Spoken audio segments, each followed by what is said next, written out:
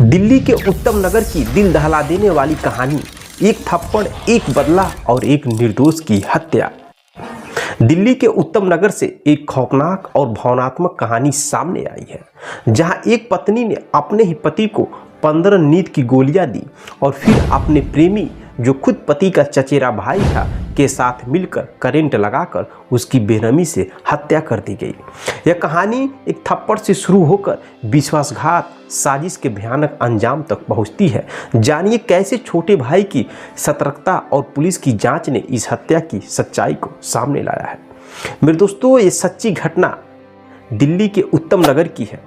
वो करवा चौथ की रात थी, चांद निकलने ही वाला था।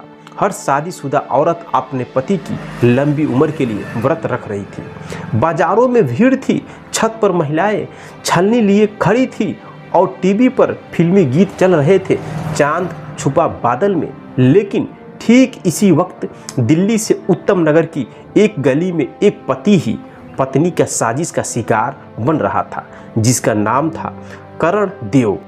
करण देव एक साधारण और मेहनती इंसान था। अपनी छोटी सी दुनिया में पत्नी सुष्मिता और अपने परिवार के साथ सुकून से जी रहा था। उसे अपने रिश्ते पर भरोसा था, अपनी पत्नी पर नाज था, अपने चचेरे भाई राहुल को अपने सगी भाई जैसा मानता था। लेकिन करवा चौथ की उस रात एक छोटी सी बहस ने सब कुछ बदल दिया। करण देव और सुष्मिता के बीच किसी बात को लेकर झगड़ा हुआ और गुस्से में आकर करण देव ने सुष्मिता को एक थप्पड़ मार दिया। बस वहीं से कहानी एक खौफनाक मोड़ ले लिया। उस थप्पड़ से सुष्मिता की आत्मा में आग लग गई। उसका आत्मसम्मान नहीं, बल्कि उसका अहंकार घायल हो गया था। वह बदला लेना चाहती थी, और ऐसा बदला जो करणदेव की पूरी जिंदगी को खत्म कर दे। इस बदले की आग में उसने एक ऐसा कदम उठाया जिसे सुनकर आज भी लोगों की रूह कांप जा रही है। सुष्मिता ने करण के चचेरे भाई राहुल से नजदीकियां बढ़ाई। वह राहुल जिसे करण अपना भाई मानता था, वह भी लालच और वासना में अंधा होकर इस साजिश का हिस्सा बन गया। 11 जुलाई की रात की बात है। करण देव को चाय में 15 नींद की गोलियां उसकी पत्नी सुष्मिता देती है।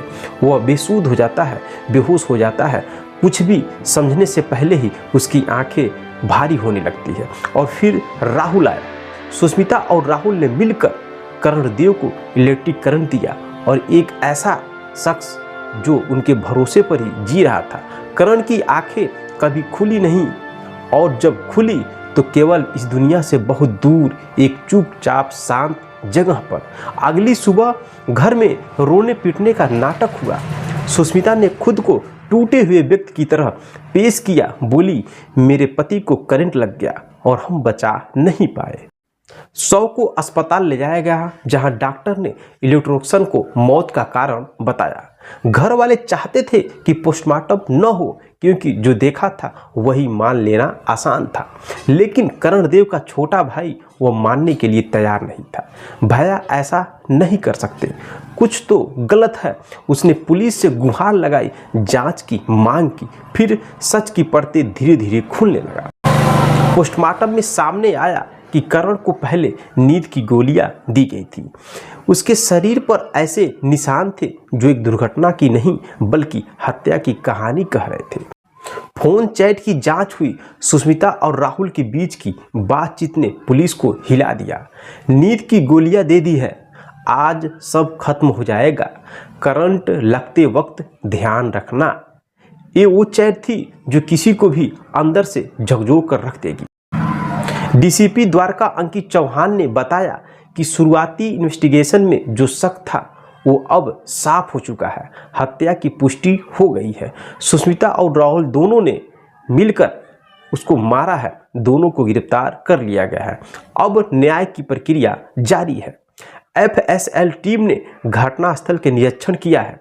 हर सबूत इकट्ठा किया गया है। इस केस ने पुलिस को भी हिलाकर रख दिया है, क्योंकि यह केवल हत्या नहीं थी, यह विश्वास की हत्या थी, रिश्तों की हत्या थी। करण देव की मां का हाल देखिए। बेटे के जाने के बाद जैसे आंखों से आंसू सूख चुके हों। वह सिर्फ एक बात कहती है, मेरा बेटा किसी का बुरा नहीं करता था, उसे क्या पता था कि उसे अपने लोग ही मार देंगे। उसके पिता की आंखों में एक अस्थाई दर्द बस गया है। छोटा भाई आज भी खुद को कोसता है, काश मैं पहले समझ जाता। समाज के लिए सवाल है, एक थप्पड़ क्या उसकी सजा मौत है? एक पत्नी स्वाभिमान, एक चचेरे भाई की गिरी हुई सोच और एक मासूम पति की जान। हम किस ओर जा रहे हैं? रिश्ते अब व्यापार बनते जा रहे हैं, जहां भावनाएं नहीं फायदे नुकसान तौले जाते हैं और इंसानियत वो तो कब की ही मर चुकी है। करण देव अब इस दुनिया में नहीं है, लेकिन उसकी कहानी रह गई है, एक सबक बनकर, एक चेतावनी बनकर। हम सबको यह सोचने पर मजबूर करती है कि क्या भरोसा अब भी जिंदा है, या वो भी किसी कमरे में नींद की गोलियां और करंट के साथ दम तोड़ चुका है। तो दोस्तों, आजकल किसी पे भी भरोसा करना बहुत ही कठिन हो गया है। आजकल अपने लोग ही अपने घर में ही लोगों को मार रहे हैं, मार करके क्राइम कहानियां बना रहे हैं। तो दोस्तों, आप अपने परिवार में रहिए, सभी लोगों के बारे में सोचिए, परखिए।